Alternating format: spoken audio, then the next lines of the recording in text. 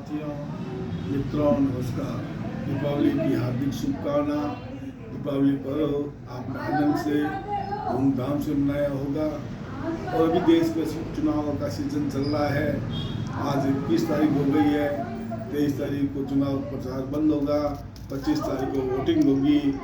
लेकिन इस बीच समाचार पत्र में एक न्यूज़ छपती है कि सारा श्री नहीं रहे।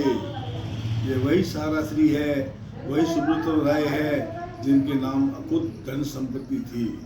लेकिन विडम्बना ये है कि उस सारा श्री के शव यात्रा में उसके दोनों बेटे और उसकी पत्नी नहीं आई।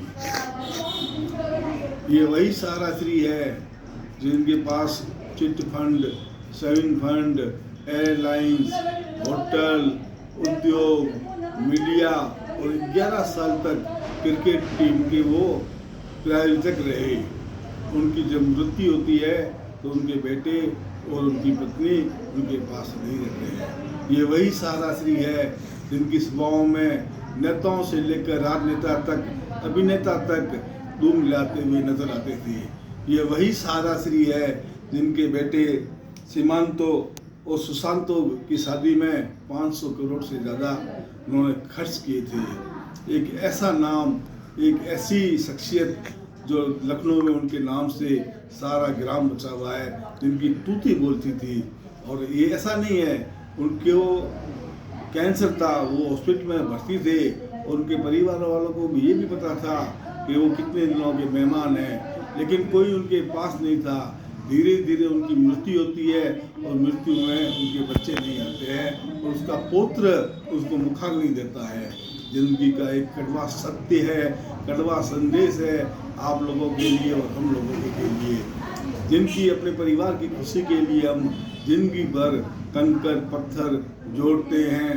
परिवार की बग्गियों को महंगाने के लिए, दूसरों की खुशियों को, हजारों परिवारों को हम लूटते हैं, कितना झूठ प्रपंच करते हैं, लेकिन अंत में वही परिवार के लोग अपने पास, अपने साथ नहीं रहते हैं। तो बंधुओं, इस प्रकार का झूठ कपट करके क्यों अपने कर्म को बंधन करें, अपने बच्चों को संस्कार दें, अच्छे सीख दें, उनके कर्तव्यों का बोध करावे कि कम से कम वो अंतिम समय में और अपनी बीमारी के समय में अपने काम आवे।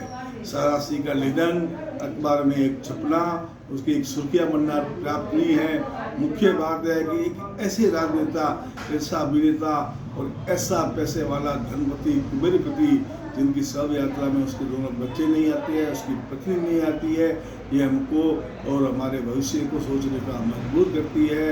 पुनः निवेदन, बच्चों को संस्कार दें, शिक्षा दें। केवल धन दौलत कमाने के लिए उनको विदेश फॉरेन नहीं भेजें। जय हिंद, जय भारत।